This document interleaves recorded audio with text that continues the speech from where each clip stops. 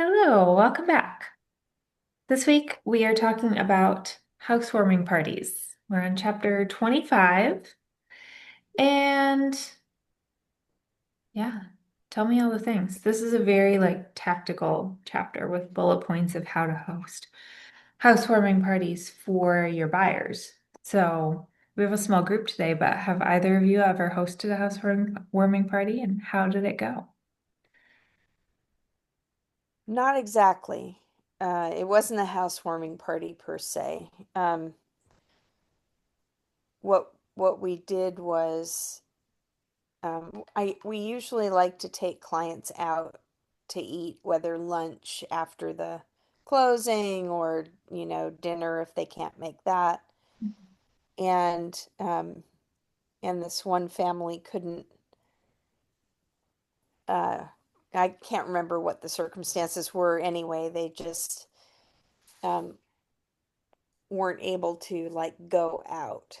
Mhm. So we picked up food at our favorite local Asian restaurant and took it over to their new house and had a nice dinner all together.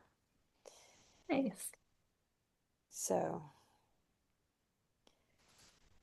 That's a great way to show appreciation and continue building the relationship with the client.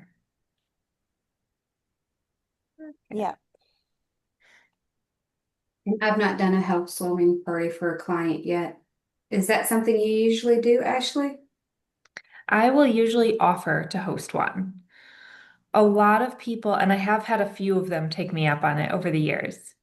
So the benefit of the party is you're meeting their friends and family. A lot of people don't want it, or I've had my most recent client, she hosted her own party and invited me, which works just as well. Um, so the purpose of it is getting in front of all these additional people, and you're kind of the hero of the day. Welcome to my new home. This is the person who helped me get my new home. Isn't it great? Who else wants one? Uh, so it is a little bit of work. It's a little bit of money. Not everyone wants it. But for those that do, it can be a really nice way to combine a closing gift and lead generation and relationship building kind of all together. Oh, so you do this as your closing gift to them. If they want it, yeah. If they say, no thanks, we're not really housewarming party kind of people, then they get a regular closing gift. Like, I don't Hmm. know, I'm a fan of a restaurant gift card or Home Depot gift card, things like that. So, but yeah, if they want one, like that can be their closing gift because you do have to spend a little bit of money buying food and the stuff. So, but I enjoy Yeah, it. we usually get we have a basket lady who makes us baskets, and if for whatever reason the client can't or doesn't want to go out to eat with us, then often, except for that one time, um, we'll get them a restaurant card or a Home Depot card as well, um, along with the basket. Yeah. I feel like it's nice to personalize closing gifts to some extent, but I do see some agents drive themselves crazy with it and spend way too much time figuring out the perfect gift. It's very thoughtful, but it's not the most sustainable model. So, when in doubt, gift cards. Yeah. Yeah. So, do either of you have any thoughts around throwing a housewarming party? Is it something you would do, or is it something that's not interesting at all, which is totally fair? Well, I guess I'm just thinking of the logistics. Like, do you have a standard food that you bring in, or do you ask them like what your favorite type of food is that they like? So, the times I've actually done it, I've brought in food from Wegmans, which is a grocery store chain here that has a really good catering division. So, and it's pretty affordable. So, it's kind of generic platters. And I'll run the menu by them ahead of time and say, hey, here's what I'm thinking of getting for food. What do you think? Do you want to tweak anything? Uh, Kind of depends on their personality too. But I do have some bullets in the book here. We can run through them. So it's basically you start with choosing a day and time, obviously with the client. Tell them to choose a day and time, make sure it works for both of you. Send out the invitations. If your client is comfortable giving you the guest list, that is ideal because that way you can have everyone's contact information. But if not, they might want to send out invitations themselves. So either way. And then, yeah, tell them you'll take care of the food, ask what they like. You can give them suggestions. Pizza is good, or sushi, or whatever you think they're gonna like. Oh yeah, you can also bring in a vendor to help pay for it. Like if you had a really good experience with the loan officer or the closing attorney or the title company and the client really liked them as well, then you can say, hey, this person would like to come do this with us. How do you feel about that? Um, and then you show up, get there early, stay late, clean up, follow up. That's basically it. I mean, there's not a ton that needs to be done. They're typically pretty low key events, because it's just you're in somebody's house, but just make sure that like it's nothing too much of a heavy lift on you. Make sure you don't stress yourself out planning it.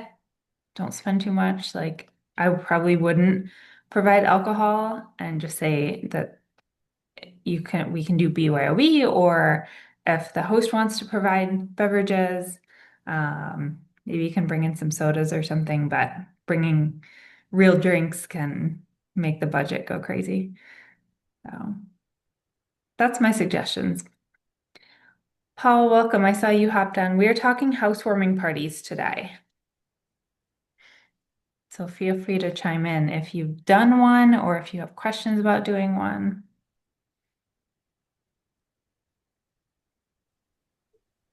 How many people do you usually have at the party when you've done it in the past? Usually they haven't been huge, maybe anywhere from, I would say 10 to 20. Typically it's the first time buyers who like the idea of it, especially if they don't have kids yet and it's a little bit of an easier lift to have a party in the home right after moving, but not always. And they wait until they're fully moved in Oh before they yeah, do, right? Yeah. for sure.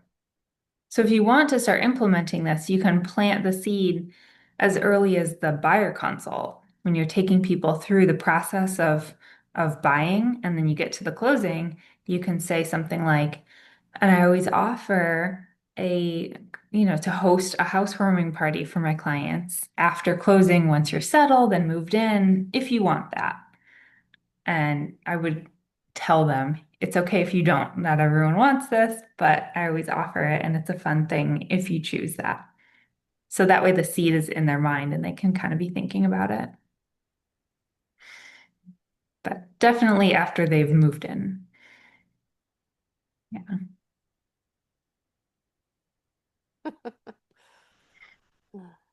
I'm just thinking about all the ways that that could go sideways, like it didn't come up again, or nobody ever like reconfirmed yes or no on the housewarming party. I assume that you do that at the end closer to closing. For sure. Yeah. I was just like, well, what if it's unclear and you get them a closing gift, and then a couple weeks later they call and say, okay, we're ready for a housewarming party. No, I would, well, I mean, I guess that wouldn't be the worst thing in the world because a housewarming party it's more lead gen than housewarming gift. True. So, or closing gift rather. So I don't think that would be terrible, but I would definitely bring it up again before closing, maybe at the final walkthrough or just any time. Just keep it casual. But at that point, you'll want to be more direct and say, "Hey, we're getting close to closing, so exciting. so I can start planning, do you think you're going to want to take me up on that housewarming party, or is that not so much your vibe? And just directly ask them and get a yes or no. Well, I appreciate that you laid out all the steps to do it, and then at the end, you talked about strategies to um, shepherd our energy because Yeah. they are exhausting. Yes, they are. Yeah. So what was your main takeaway from that portion in particular? Well, I highlighted the whole last paragraph.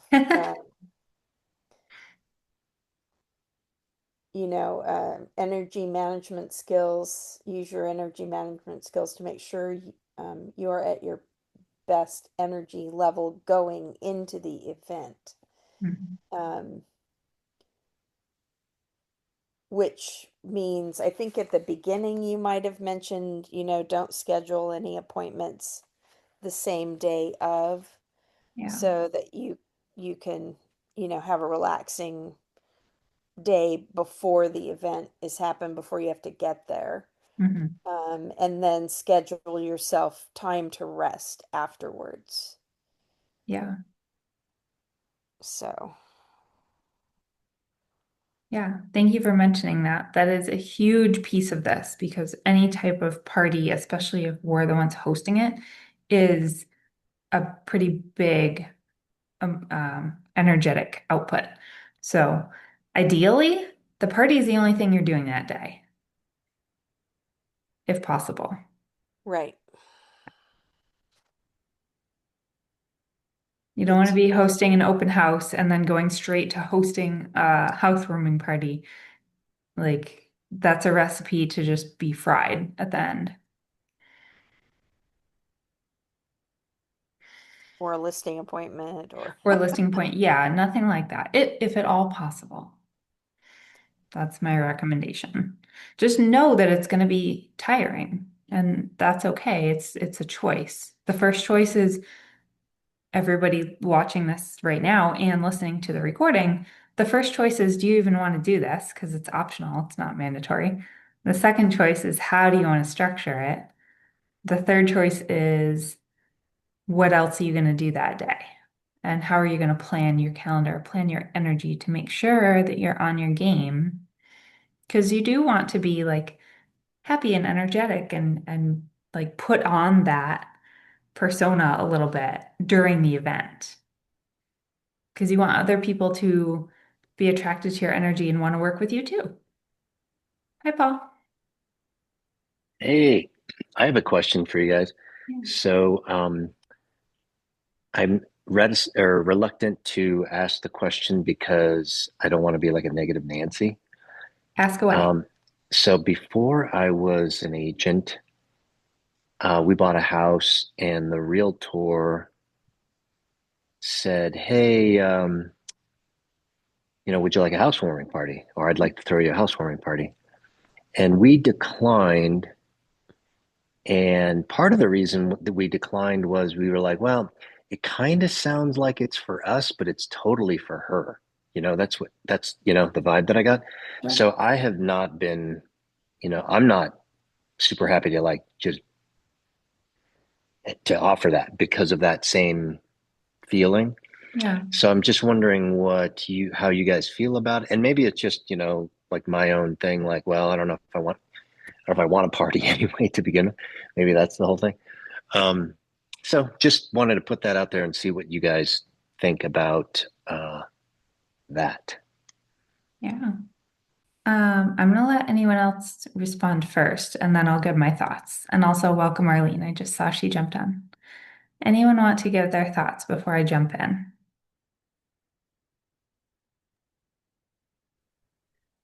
well, I think you just kind of have to, I guess you have to position it properly. Like you've been saying, be casual about it, just kind of like tease it at the beginning and then kind of casually bring it up at the walkthrough, or are they interested in doing that? And um I can, I get that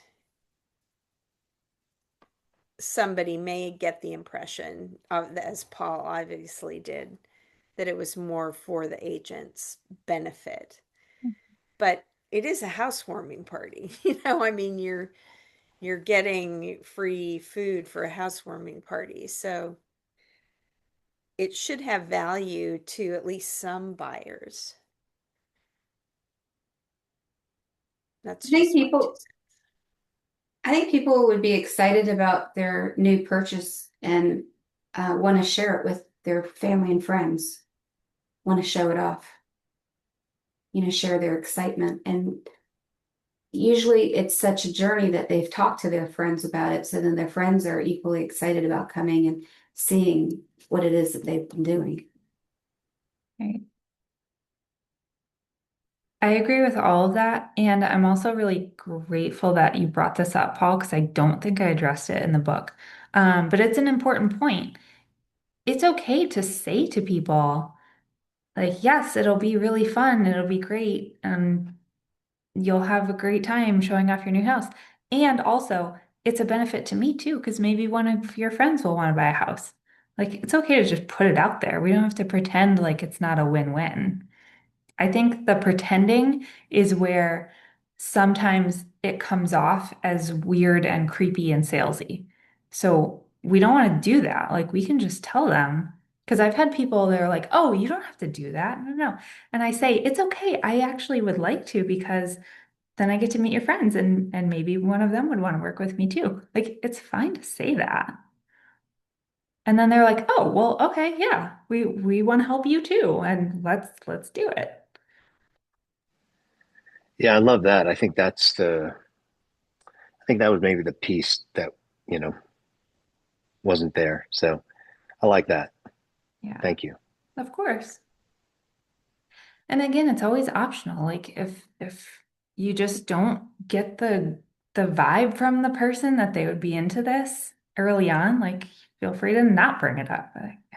I mean, I would always probably offer it to everyone just across the board. But you can tell if somebody's going to be more into it or not. Or it'll at the very least like put in their mind, oh, maybe I should invite my real estate agent when I host my own party. I've had that happen too. And whatever, that works well too.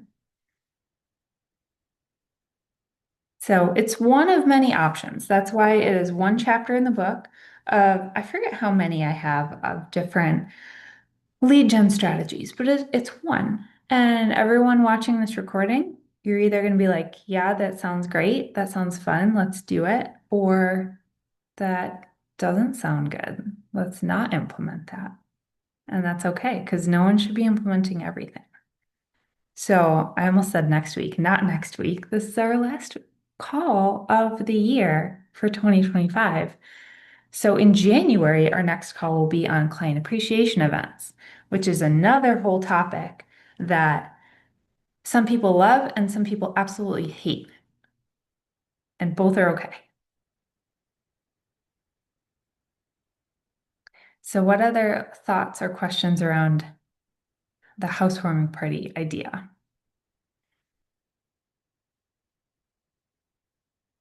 This does not work well for people who are selling and moving out of state, unfortunately.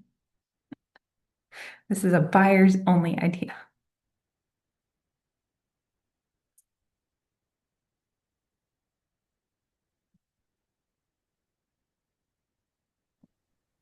I'm actually curious with the housewarming party. Are you handing out business cards? Or, like, to me, I didn't want to do that. Like, I wanted to be a sponsor, but then I show up to help serve, whatever, to set up. But then I exit. I do an Irish exit. Hmm. Is that bad? I mean, it's a No, comfort zone.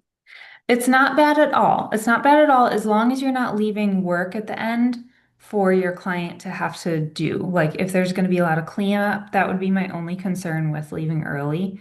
But aside from that, I mean, I don't hand out business cards at all unless somebody asks for one. And even then, I'd be like, talk to your friend over I, here. I She has said, my just get contact it. I info. said, oh, she has my She has all my info. Just get Yeah. it from her. Yeah, And I was exactly. like, is that rude? I was like, I don't know if it was rude, but that's my comfort zone.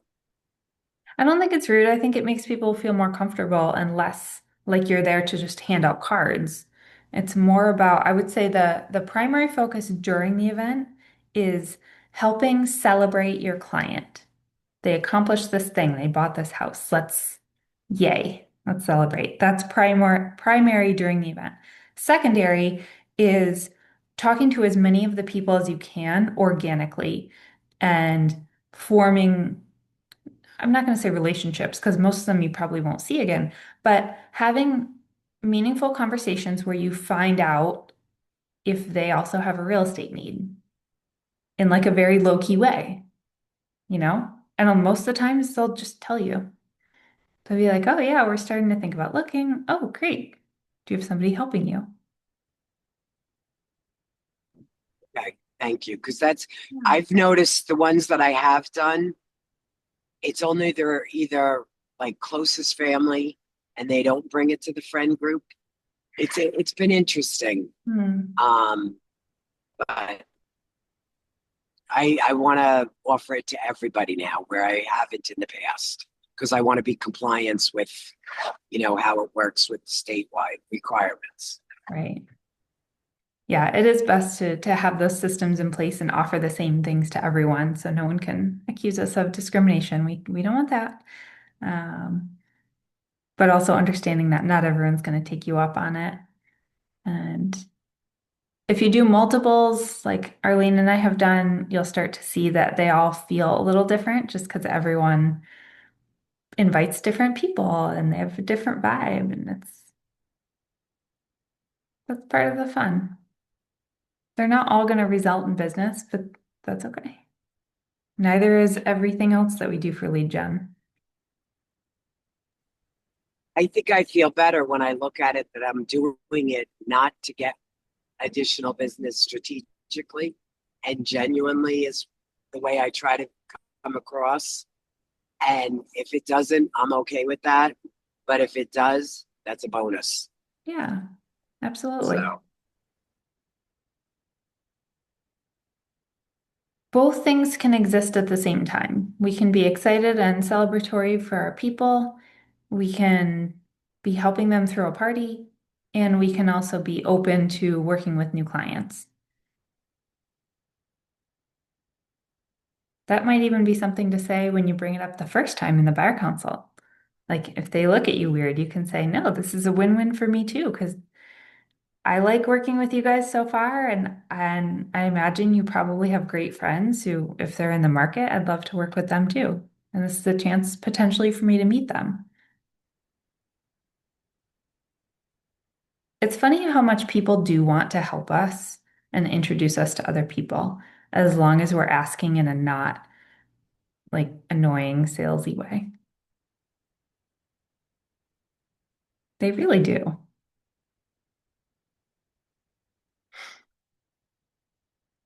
These are really great questions and points, everyone. I'm glad you're all here. Any last thoughts?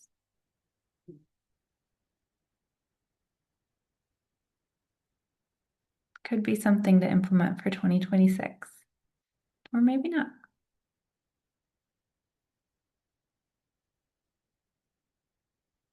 All right.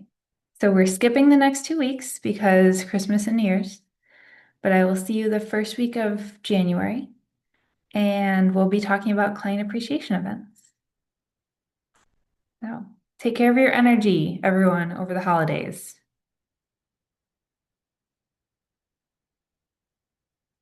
Okay. thank you. You too. And sorry Thank I got on late. Thank you, you. Susie. You're good.